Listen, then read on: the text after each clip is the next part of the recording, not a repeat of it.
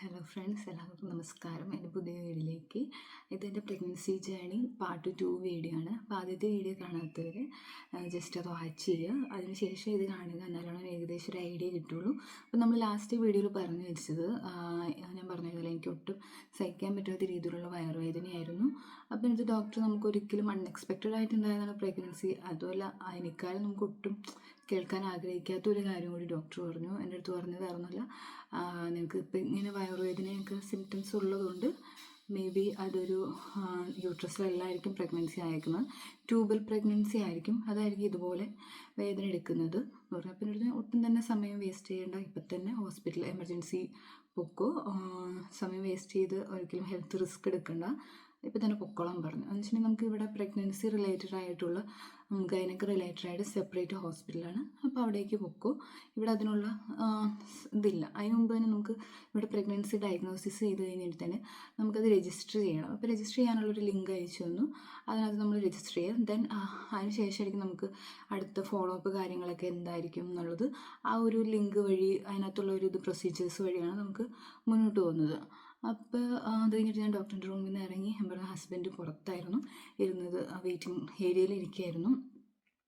Waiting ഏരിയയിലിരുന്ന് ഞാൻ ചെന്ന് പിന്നെ ഹസ്ബൻഡ് ചോദിച്ചു, എന്താ ഇങ്ങോട്ട് ചീത്ത അറിയത്, വെള്ളം കുടിക്കാത്തതിന് കിട്ടിയില്ലേന്ന് ചോദിച്ചു. പറഞ്ഞു അതല്ല, വേറെ പണി കിട്ടി എന്ന് പറഞ്ഞു. അതെന്താണെന്ന് ചോദിച്ചാൽ വേറെ പ്രഗ്നൻ്റ് ആണെന്ന് പറഞ്ഞു. ഓക്കെ എന്ന് പറഞ്ഞ് ആൾ ഹാപ്പി ചെയ്യുമ്പോൾ പറഞ്ഞു, പക്ഷെ ഒരു ഇതുണ്ട്, ഇങ്ങനെ പ്രഗ്നൻസി ആണെന്നാണ് പറഞ്ഞിരിക്കുന്നത്, ഇപ്പം തന്നെ എമർജൻസി പോകണം, ഒട്ടും വെയിറ്റ് ചെയ്യാണ്ട് തന്നെ എമർജൻസി പോകണമെന്നാണ് പറഞ്ഞത്. അപ്പോൾ ആൾ പറഞ്ഞാൽ ടെൻഷൻ അടിക്കേണ്ട, അങ്ങനെയൊന്നും ഉണ്ടാവില്ല. ആൾ ഭയങ്കര നമ്മളെ കൂളാക്കി, നമുക്കത് ഇപ്പം തന്നെ പോകാമെന്ന് പറഞ്ഞ് ഞങ്ങൾ അങ്ങനെ GPന്ന് ഇറങ്ങി.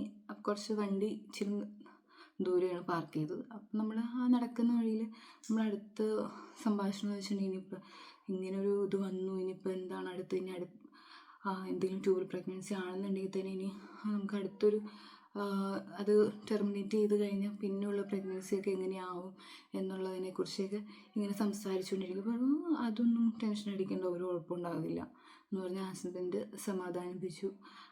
ആളും ഹാപ്പിയാണ്, ഒന്നും പേടിക്കണം, നമുക്കിപ്പോൾ തന്നെ എമർജൻസി പോയിട്ട് എന്താണ് എന്നുള്ളതിന് ശേഷം ബാക്കി കാര്യങ്ങൾ തീരുമാനിച്ചാൽ മതിയല്ലോ. ഇപ്പം തന്നെ അതിനെക്കുറിച്ച് ഇത് ആവലാതി എടുക്കണ്ട എന്നുള്ള രീതിയിൽ ഹസ്ബൻഡ് നമ്മളെ സമാധാനിപ്പിച്ച് അത് ഞങ്ങൾ എമർജൻസിയിലോട്ട് പോവാണ്. അതിന് ശേഷം ഇവിടെ എമർജൻസി ചെന്ന് നമ്മൾ അവിടെ ഫസ്റ്റ് നമ്മുടെ ഡേറ്റ് ഓഫ് ബർത്ത്, അതുപോലെ നമ്മുടെ അഡ്രസ്സ് കൊടുത്ത് രജിസ്റ്റർ ചെയ്യും. ഇവിടുത്തെ എമർജൻസി സിസ്റ്റം കുറച്ച് ലേറ്റാണ്, നമ്മൾ കുറച്ച് നേരം വെയിറ്റ് ചെയ്യേണ്ടി വരും. ഞങ്ങൾ ഏകദേശം ഒരു 3 മണിക്കൂറോളം വെയിറ്റ് ചെയ്തതിന് ശേഷമാണ് ഞങ്ങൾക്ക് ഡോക്ടറെ കാണാൻ പറ്റിയത്.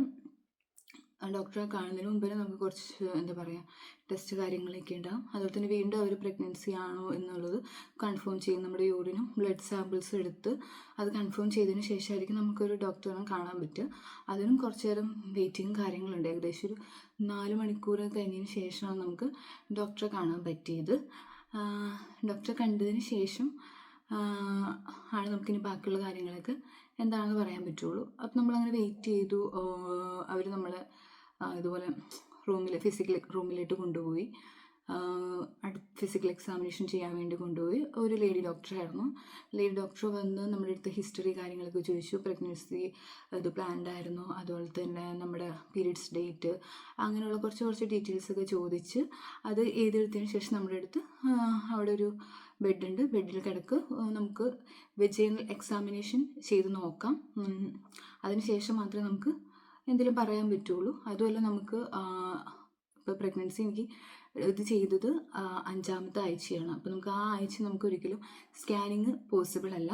അപ്പോൾ അതുകൊണ്ട് നമുക്ക് ജസ്റ്റ് വെജൈനൽ എക്സാമിനേഷൻ ചെയ്ത് നോക്കാം, എന്നിട്ട് എന്തെങ്കിലും ബ്ലീഡിങ്ങോ കാര്യങ്ങളുണ്ടോ എന്നതിന് ശേഷം ബാക്കി തീരുമാനിച്ചാൽ മതി എന്ന് പറഞ്ഞു. ഡോക്ടർ അങ്ങനെ ചെക്ക് ചെയ്തതിന് ശേഷം ഡോക്ടർ പറഞ്ഞത് ഞാൻ അടുത്ത വീഡിയോയിലിടാം. അപ്പോൾ ഈ വീഡിയോ വാച്ച് ചെയ്തിട്ട് എല്ലാവർക്കും ഇഷ്ടപ്പെടുകയാണെന്നുണ്ടെങ്കിൽ ലൈക്ക് ചെയ്യുക, അതുപോലെ തന്നെ സബ്സ്ക്രൈബ് ചെയ്യുക. അടുത്ത വീഡിയോയ്ക്ക് ഇടുന്നതായിരിക്കും.